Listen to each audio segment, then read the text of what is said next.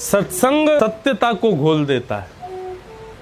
सत्संगी व्यक्ति ज्यादा से ज्यादा सत्य बोलने का प्रयास करता, फिर वो झूठ नहीं बोलता, असत्य संभाषण बहुत कम करता है, जो है स्पष्ट सत्य बोलेगा। लेकिन हाँ, एक बात और, सत्संगी व्यक्ति सत्य तो बोलेगा, लेकिन कैसा सत्य बोलेगा? बोले प्रिय सत्य बोलेगा, जो अच्छा लगे सुनने में, ऐसा ही सत्य बोलेगा। ऐसा सत्य नहीं बोलेगा तुम बड़े कारे हो, तुमको देख करके ऐसा लगता है कि आलू को भून दिया गया हो, ऐसा सत्य नहीं बोलेगा। ऐसा सत्य बोलेगा कि जिसको सुनकर के ये लगे कि ये प्रिय लगे। अब सखा वाली बात तो अलग, सख्य में तो भाई खूब आनंद होता है, एक दूसरे से हम लोग खूब आनंद करते हैं, सब लोग बड़े आनंद में रहते हैं। हमारे परिकर के एक व्यक्ति हैं, अब उनको बुरा ना लगे इसलिए कोई हिंदी में उनको ना कह के अंग्रेजी में बोल देते राइनो, तुम राइनो जैसे हो। अब हिंदी में बोलो तो गेड़ा, और गेड़ा कौन बोले स्पष्ट, तो उनको राइनो।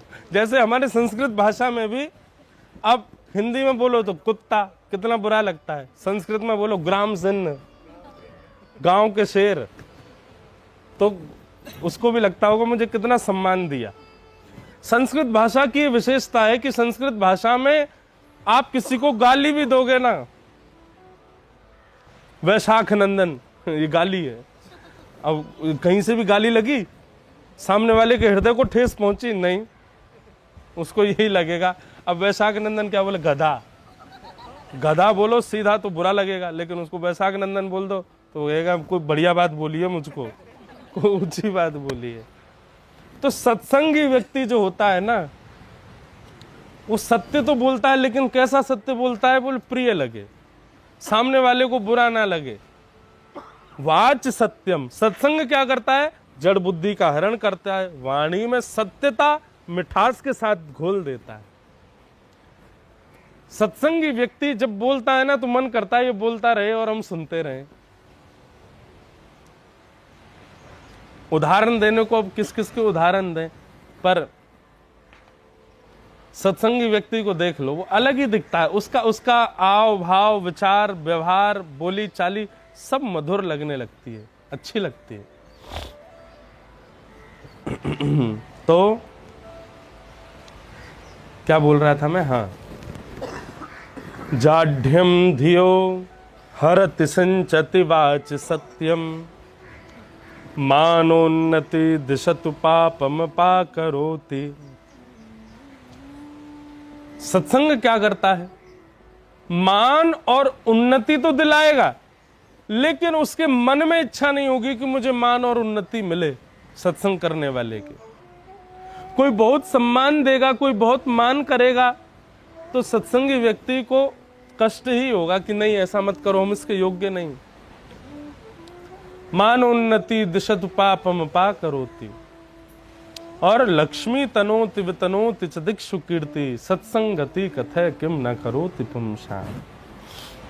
तो भगवान कह रहे हैं कि उद्धव, व्यक्ति मैं चाहता हूं कि मेरी प्राप्ति करे, और मेरी प्राप्ति का सर्वश्रेष्ठ उपाय क्या है? बोले सत्संग करे। किसका संग करे और किसका संग ना करे, ये भी विचार की बात है।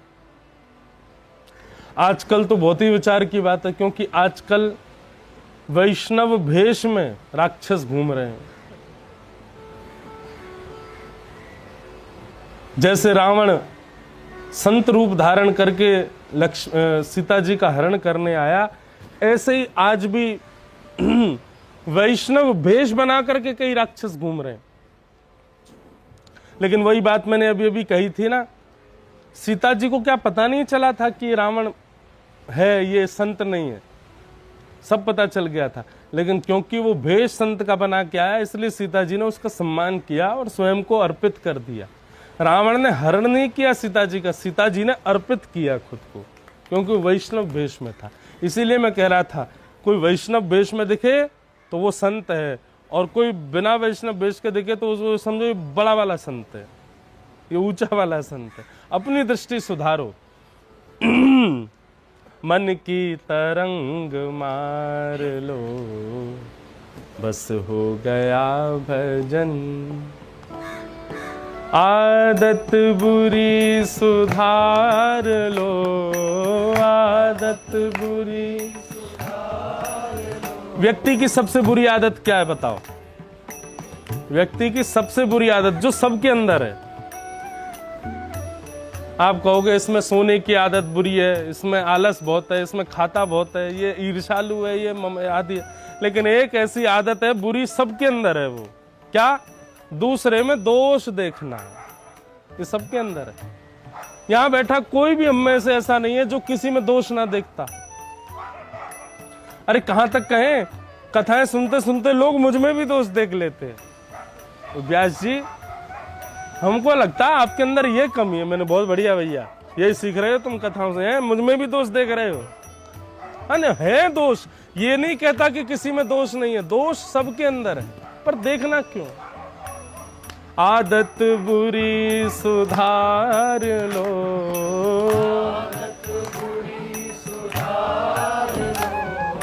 आदत बुरी सुधार लो,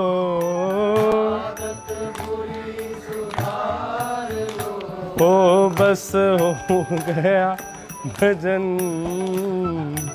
मन की तरंग मार लो, बस हो गया भजन।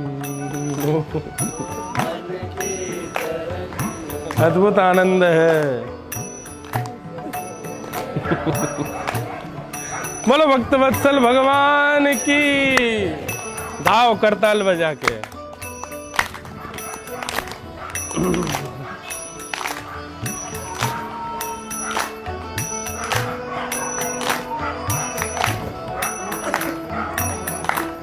एक कथा याद आई है, एक मिनट। एक कथा याद आई। एक ब्राह्मण था, वो रोज सुबह उठ करके और कहीं मंदिर पे जाके बैठ जाते होंगे तिलक विलक लगाने को, लोग बाग दक्षिणा दे जाएं। एक दिन ब्राह्मण सुबह उठ के जा रहा था तो ये ग्राम सिन्न भौंकने लगे। सुबह ही सुबह भौंकने लगे। तो एक बात सुनिएगा, बहुत अच्छी बात है। तो सुबह ही सुबह भौंकने लगे तो ब्राह्मण ने बेचारे ने कुछ नहीं कहा, बोले सुबह ही सुबह बताओ कैसे स्वर सुनाई दे रहे हैं। चला गया मंदिर पे जाकर के बैठा। उस दिन संयोग से उस दिन उस ब्राह्मण की बिल्कुल कमाई नहीं हुई। तो उसने क्या सोचा कि इन लोगों के भौंकने की वजह से ही मेरी कमाई नहीं होती, ये दूषित स्वर सुबह सुबह सुन लेता हूं मैं, इसीलिए मेरा दिन खराब जाता है। हे भगवान, कल ऐसा मत करना, कल मेरे घर नहीं चलेगा अगर मुझे कुछ नहीं मिला तो, कल मेरा दिन बढ़िया जाए। दूसरे दिन बेचारा 4 बजे उठ के नहा धो करके जैसे ही घर से निकला फिर से भौंकने लगे। उसने कहा यही लोग मेरा दिन खराब करवा रहे हैं।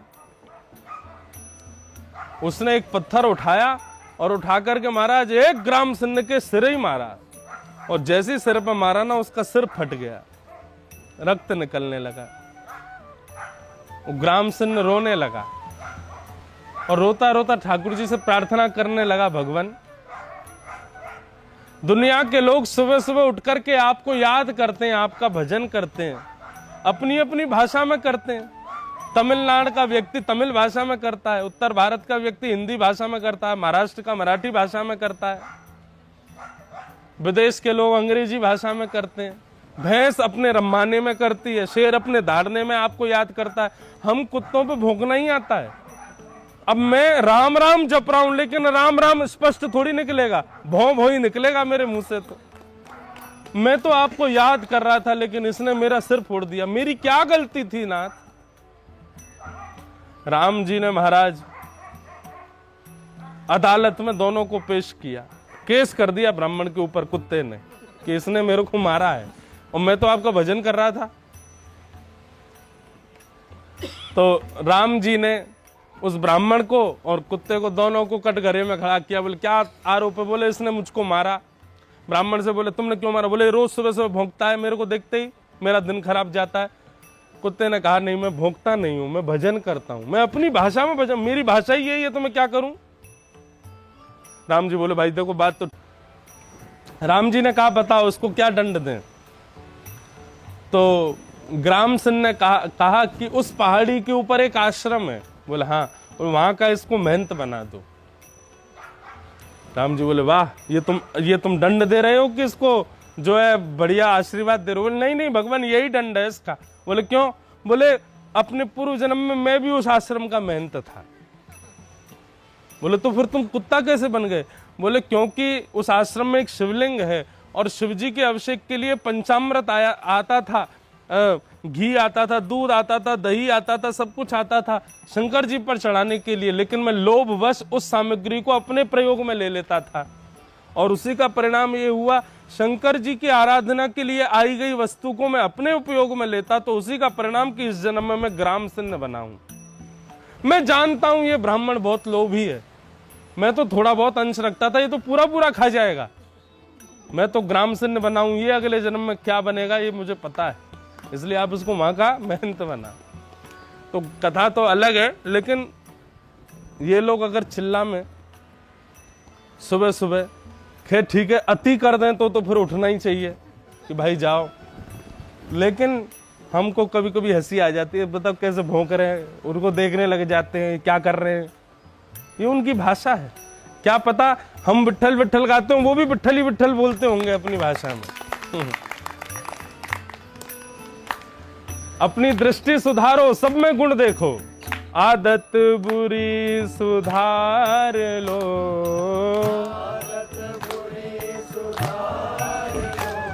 हे आदत बुरी सुधार लो,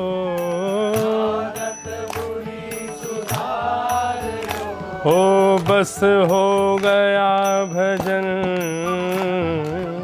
मन की तरंग मार लो, बस हो गया भजन हो।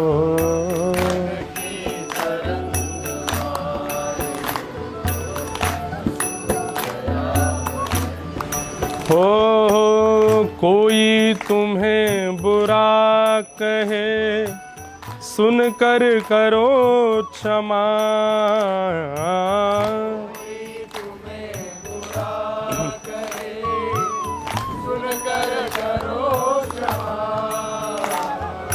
कोई तुम्हें बुरा कहे, सुनकर करो क्षमा,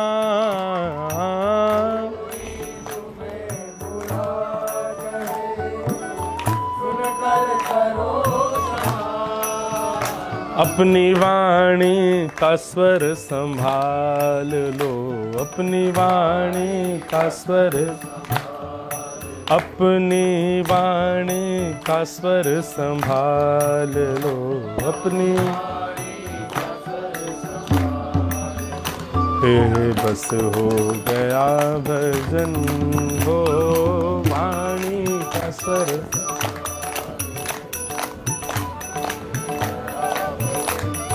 हो मन की तरंग मार लो। लेकिन किसका संग नहीं करना है, अब यहां ये संकेत ठाकुर जी कर रहे हैं।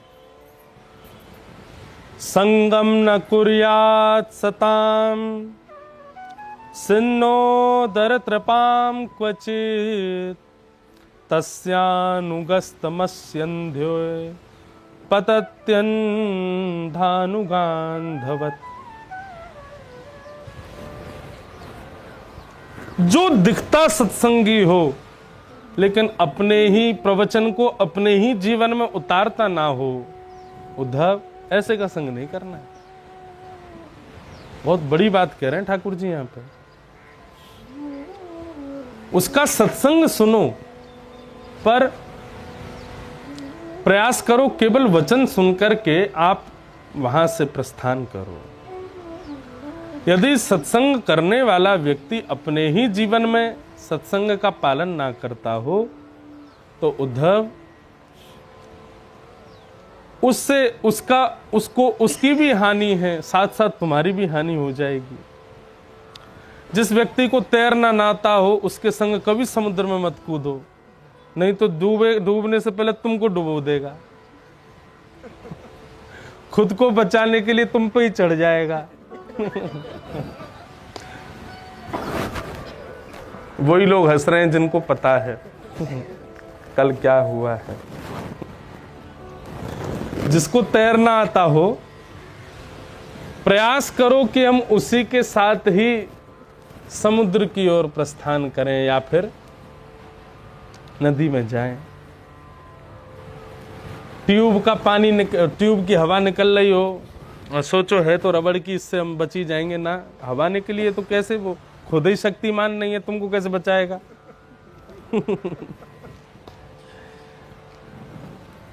तो भगवान कह रहे हैं भाई, केवल जो दिख रहा हो कि सत्संगी है,